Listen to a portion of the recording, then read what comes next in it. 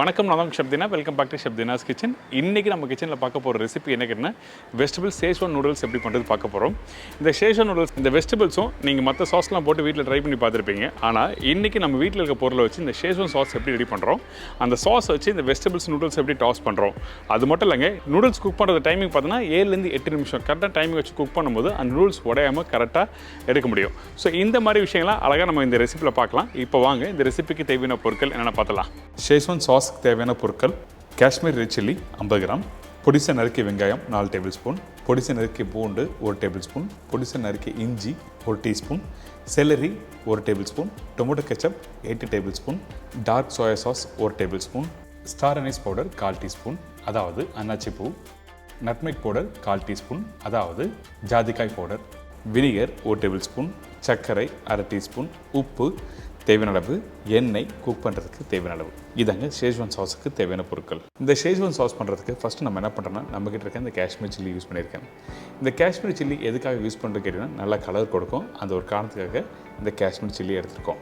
இந்த காஷ்மீர் சில்லி நீங்கள் வீட்டில் இல்லைன்னா நீங்கள் ரெகுலராக யூஸ் பண்ணுற நீட்டு சில்லி நீங்கள் யூஸ் பண்ணிக்கலாம் இந்த சாஸ்க்கு.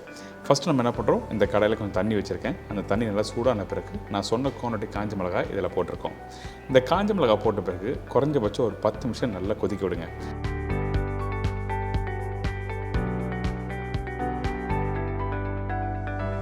அதுக்கு பிறகு பார்த்தீங்கன்னா இந்த காஞ்ச மிளகாய் நல்லா வெந்திருக்கும். அந்த தண்ணியே கொஞ்சம் ட்ரையாக இருக்கும். இதுக்கு பிறகு நம்ம என்ன பண்ணுறோம், சூடு ஆறின பிறகு அந்த காஞ்ச மிளகாவை அப்படி மிக்ஸி ஜாரில் போட்டு அரைக்க ஆரம்பிக்கிறோம். முடிஞ்சால் அந்த வேக வச்ச தண்ணியை போட்டு அரைக்க ஆரம்பிங்க. அப்படி இல்லாத பட்சத்தில் கொஞ்சமாக தண்ணி ஊற்றி நல்லா அரைச்சிருங்க.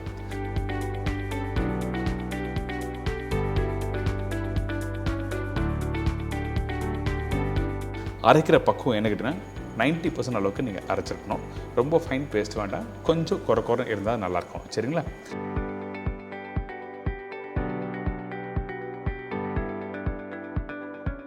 இப்போ இந்த ரெட் சில்லி பேஸ்ட்டும் ரெடி ஆகிடுச்சு. இதுக்கு பிறகு நம்ம என்ன பண்ணுறோம், இந்த பேஸ்ட்டை அப்படியே குக் பண்ண போகிறோம். அதனால் நம்ம என்ன பண்ணுறோம், தேவையான அளவுக்கு எண்ணெய் ஊற்றிருக்கேன். கொஞ்சம் எண்ணெய் எக்ஸஸாக வச்சுருப்பேன். எதுக்காக கேட்டிங்கன்னா, இந்த சாஸ் வந்து நீங்கள் ரெடி பண்ணி முடித்த பிறகு ஒரு 4 நாள் வச்சுட்டு நீங்கள் யூஸ் பண்ணலாம். கெட்டு போகாமல் இருக்கிறதுக்காக எண்ணெய் எக்ஸஸாக யூஸ் பண்ணியிருக்கேன். இதுக்கு பிறகு 4 காஞ்ச மிளகாய் கட் பண்ணி போட்டிருக்கேன்.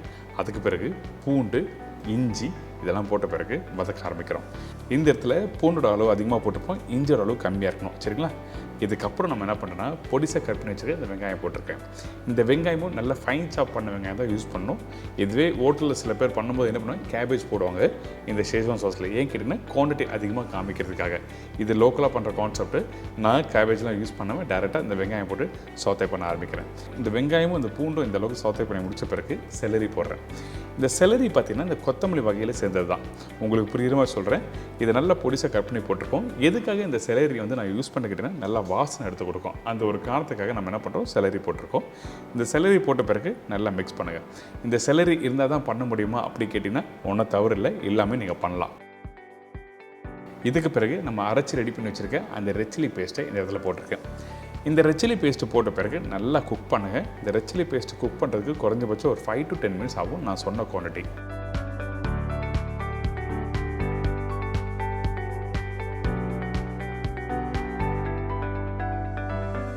இந்த ரெட் சில்லி பேஸ்ட் நல்லா வெந்த பிறகு நம்ம என்ன பண்ணுறோம், டொமேட்டோ கெச்சப் யூஸ் பண்ணுறோம். இந்த டொமேட்டோ கெச்சப் நான் சொன்ன குவான்டிட்டி கரெக்டாக இருக்கும். ஒரு 8 டேபிள் ஸ்பூன் கரெக்டாக இருக்கும். வேணும்னா ஒரு டேபிள் ஸ்பூன் கம்மியாகவும் இல்லை அதிகமாகவும் போட்டுக்கலாம். அது உங்களோட விருப்பம். இதுக்கு பிறகு நம்ம என்ன பண்ணுறோம்னா, அந்த டொமேட்டோ கெச்சப் போட்ட பிறகு மிக்ஸ் பண்ணுறோம். இந்த இடத்துல இந்த ஷேஸ்வான் சாஸோட சீசனிங், அதாவது அந்த காரம், அந்த உப்பு, புளிப்பு தன்மை கரெக்டாக இருக்க சொல்லி செக் பண்ணுறதுக்கு உப்பு போட்டிருக்கேன். இந்த உப்பு போட்ட பிறகு நல்லா மிக்ஸ் பண்ணுங்கள்.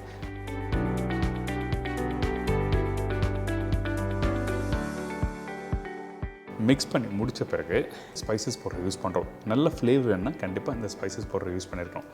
அன்னாச்சி பூ பவுடர், அதுக்கு பிறகு ஜாதிக்காய் பவுடர் யூஸ் பண்ணுறோம். கண்டிப்பாக பவுடர் யூஸ் பண்ணி நீங்கள் வீட்டில் ட்ரை பண்ணி பாருங்கள், நல்ல ஃப்ளேவர் கொடுக்கும். இதுதான் நாங்கள் ஹோட்டலில் பண்ணுற மெத்தட். என்னோடய ரெசிபி இன்றைக்கி நான் உங்களுக்கு ஷேர் பண்ணுறேன்.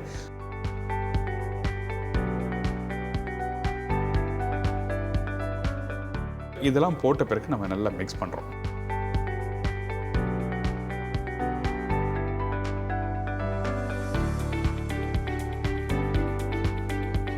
இந்த சக்கரை எதுக்காக இந்த இடத்துல யூஸ் பண்ண கேட்டோம்னா இந்த ஷேஸ்வான் சாஸ் பொறுத்த வரைக்கும் காரமும் இருக்கும், புளிப்பு இருக்கும், இனிப்பு இருக்கும். இந்த 3 சுவையும் சேர்ந்து தான் இந்த ஷேஸ்வான் சாஸ். அதனால் கொஞ்சமாக சுகர் போட்டிருக்கோம். அதுக்காக அதிகமான சுகர் தன்மையும் இருக்கக்கூடாது. சரிங்களா?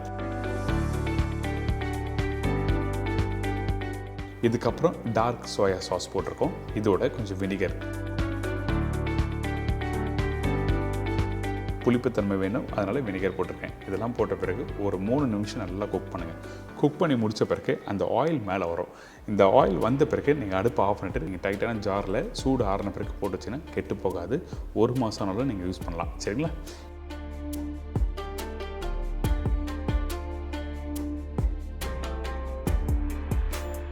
இப்போ ரெடி பண்ணி வச்சுருக்க இந்த சாஸ் வச்சு வெஜிடபிள் ஷேஸ்வான் நூடுல்ஸ் எப்படி ரெடி பண்ணுறது சொல்லி நம்ம பார்க்கலாம்.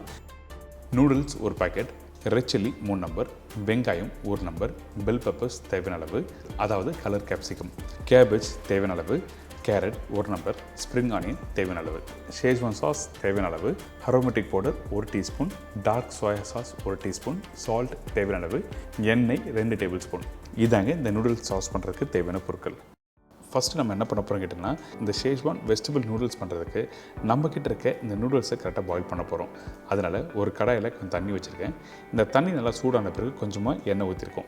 இந்த எண்ணெய் ஊற்றின பிறகு நம்ம என்ன பண்ணுறோன்னா, நம்மக்கிட்ட இருக்க இந்த நூடுல்ஸ் இதில் போட்டிருக்கோம். அந்த நூடுல்ஸ் ஒன்றோட ஒன்று ஒட்டாமல் இருக்கிறதுக்காக அந்த எண்ணெய் யூஸ் பண்ணியிருக்கோம். அதே டைமில் இந்த நூடுல்ஸ் குக் பண்ண டைமிங் என்ன கேட்டிங்கன்னா, கரெக்டாக ஒரு 7லேருந்து 8 நிமிஷம். கண்டிப்பாக டைமிங் ஃபாலோ பண்ணி ஆகணும். அதனால தான் 7லேருந்து 8 நிமிஷம் கழிச்சு இந்த மாதிரி வடிகட்டி நீங்கள் ஒரு கட்டிங் போர்டில் போட்டுருங்க. போட்ட பிறகு திருப்பி ஒரு 2 டேபிள் ஸ்பூன் எண்ணெய் மேலே போடுறோம். அந்த நூடுல்ஸை தனித்தனியாக பிரித்து விடுங்க. எதுக்காக இந்த மாதிரி பண்ணுறோம் கேட்டோன்னா, காரணம் இருக்குது. நூடுல்ஸ் கொஞ்சம் சூடு ஆறின பிறகு டாஸ் பண்ணுறதுக்கு நல்லாயிருக்கும். அதே டைமில் உடையாமல் இருக்கும்.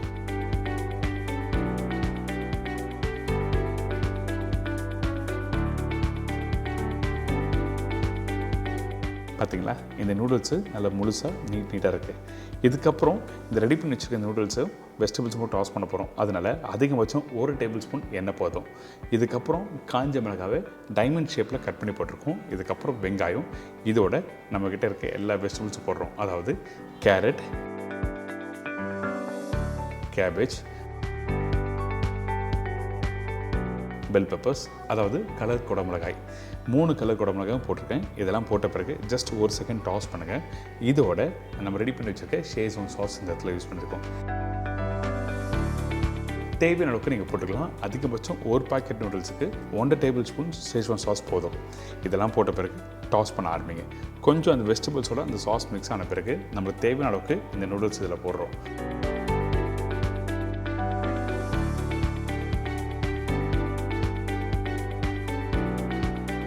இந்த இடத்துல தேவையான அளவுக்கு உப்பு போட்டிருக்கோம். அதே டைமில் அரோமேட்டிக் பவுடர். இந்த அரோமேட்டிக் பவுடர் இந்த மாதிரி வெஜிடபிள் ரெசிபி யூஸ் பண்ணுறதுக்கு சீசனிங் பவுடர் சொல்லுவாங்க.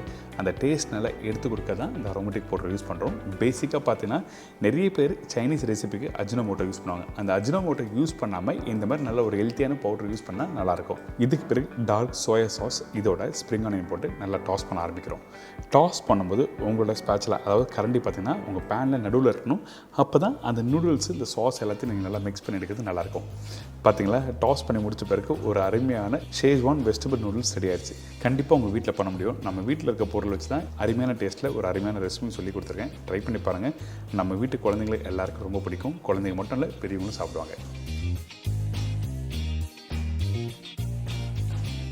இப்போ எல்லாம் தெரிஞ்சிருக்கும் அந்த நூடுல்ஸ் எப்படி பாயில் பண்ணுறது, அதுக்கப்புறம் அந்த சாஸ் ரெடி பண்ணுறது.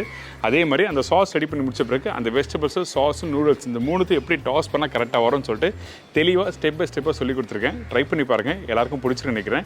இனிமேட்டு ஷேஸ்வான் நூடுல்ஸ் நீங்கள் பண்ணணும், கண்டிப்பாக வீட்டில் இருக்க பொருள் வச்சு நீங்கள் வீட்டில் ட்ரை பண்ண முடியும். ப்ராப்பரான ஸ்டைலில் ப்ராப்பராக ஒரு ஹோட்டல்லையோ இல்லை ரெஸ்டாரண்ட்லேயோ போய் சாப்பிட்டீங்கன்னா எப்படி பண்ணுவாங்க அதே ரெசிபி நான் இன்றைக்கி சொல்லி கொடுத்துருக்கேன். ட்ரை பண்ணி பாருங்கள். நாளைக்கு இன்னொரு சூப்பர் ரெசிபி சந்திக்கிறேன். நன்றி, வணக்கம், see you, bye, take care.